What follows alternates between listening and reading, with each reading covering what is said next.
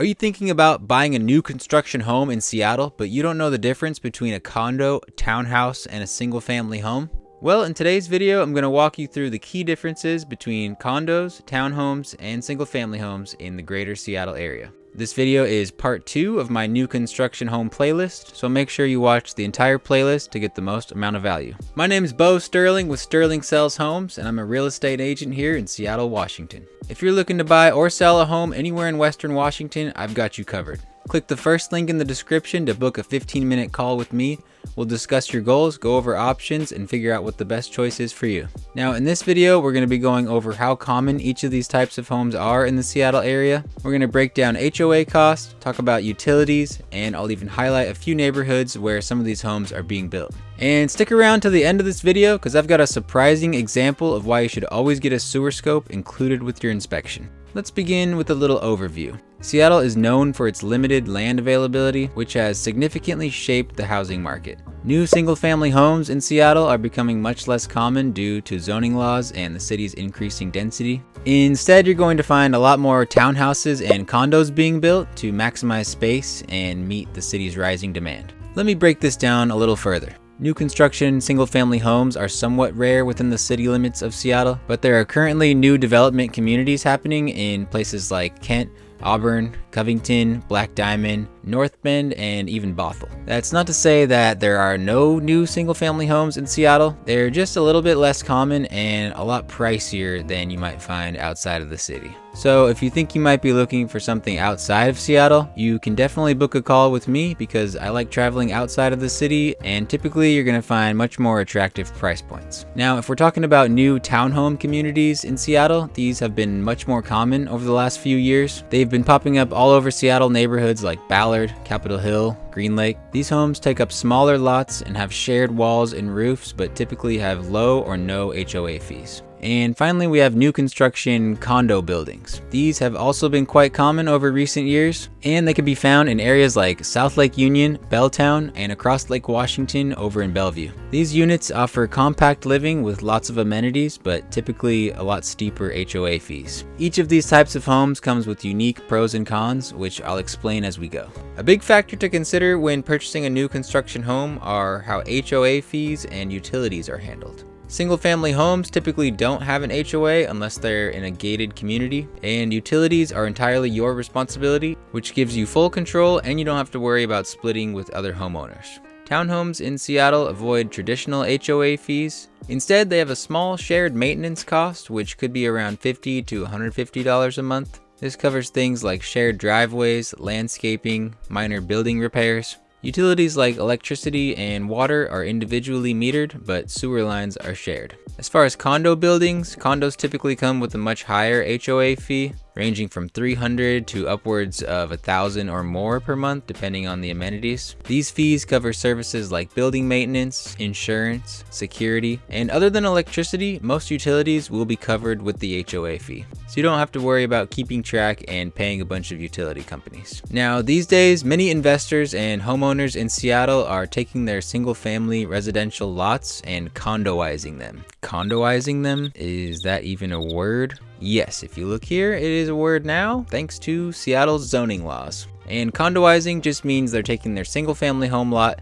building additional dwelling units on the property, creating a small HOA to govern those properties, and selling the building without having to split the parcel. This can be confusing because they're technically condos, but they look like townhomes and they're built on a residential lot. And this is all thanks to Seattle's zoning laws, which are designed to increase housing density to meet demand. And they're actually going to be expanding on this in 2025 called the One Seattle Plan. And I'll be making a video specifically about that in the future, so hit the subscribe button and stay tuned. But if you're an investor or someone just looking for more upside with your home purchase, I can definitely help you navigate Seattle's zoning laws. Just book a call with me, first link in the description. So here's a quick tip. When considering a new construction condo or townhome, you're going to want to ask detailed questions about the HOA. Are there any reserve funds? How often do the fees increase? Just make sure you're reading all the paperwork and understand the HOA rules. I actually just helped a client purchase a new construction condo-ized home, and each of the units has their own individual sub-meter for the water, but there's only one bill for all 4 units, so it's actually each individual owner's responsibility to track their own water usage and pay the corresponding amount at the end of each month. And we wouldn't have really known that unless we dove deep into the HOA rules, so that's why I recommend it. Anyways, next, let's move on and talk about pricing. Single-family homes, like I said, are less common within the city limits of Seattle. Generally, they start around 1.2 million and go anywhere from 2 to 3.5 million.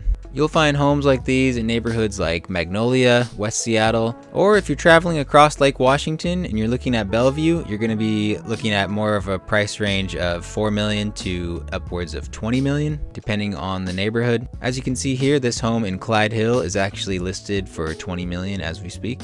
Now, if you're looking at townhomes are going to be a little bit more affordable, starting at around 650,000 and can go upwards of 900,000 to 1 million. And a few popular areas for these have been Ballard, Fremont, and Beacon Hill. And if you're looking at condos, they offer a wide range of price depending on the building and location. Studios or 1-bedroom condos in downtown can start as low as 400,000, while luxury condos in high-end buildings like the Emerald or Insignia can go upwards of 1.5 million. Certain neighborhoods are hotbeds for new construction. Ballard and Fremont are full of new townhomes, which are perfect for walkability. Belltown and South Lake Union are dominated by condo developments. And West Seattle and Northgate are 2 neighborhoods where they've seen a lot of condoized townhomes and a few single-family homes. Now let's talk a bit more in detail about something I mentioned in my first video in this playlist, which is the builder addendums and inspection.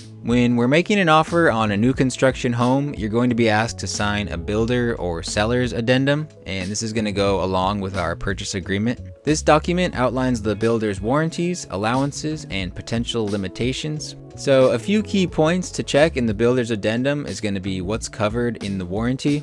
Almost always that's going to be any electrical issues, plumbing issues, structural issues. And I always recommend that my clients get another inspection after about 11 months. That way, if anything comes up, the builder can still take care of it before the 12-month period is over. You also want to check if there are any deadlines to report issues. Sometimes the builders will require that you report certain issues within a specified time frame. So it's very important that you address things right away and make sure that they know about it as soon as you find out. And are there any restrictions on how you can modify your home? For the most part, this is going to apply for townhomes and condos, but a lot of single-family home communities will also have building restrictions, so you just always want to make sure.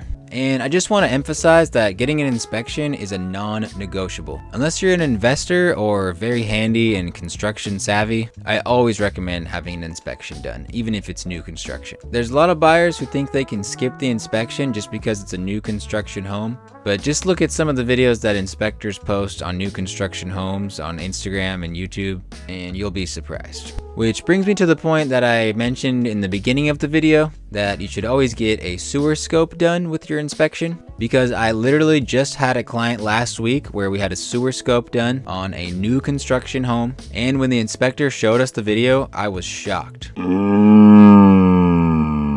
Here's a clip from the sewer scope video. You can see these crazy spikes just piercing through the top of the pipe. There were about 5 of these large spikes, and I'm assuming they had something to do with the driveway or the landscaping around the driveway.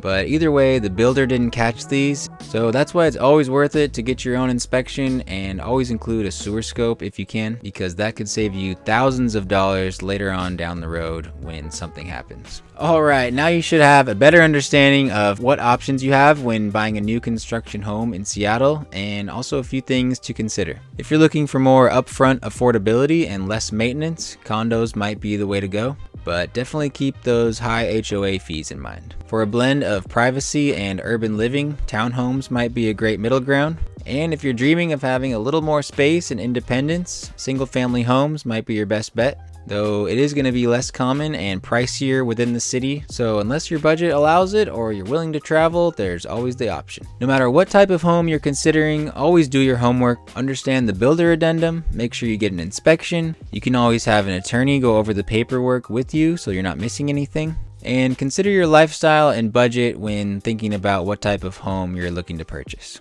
Now, if you're ready to dive deeper and need help navigating Seattle's competitive market, please book a call with me. It's the first link in the description. I'd be happy to answer any of your questions, show you some homes, or help guide you in the right direction if you're just getting started. Understanding the differences between townhomes, condos, and single-family homes can make all the difference when finding the perfect place for you. Seattle's market moves very quickly, but with the right information and a little preparation, you can be sure to make a confident choice.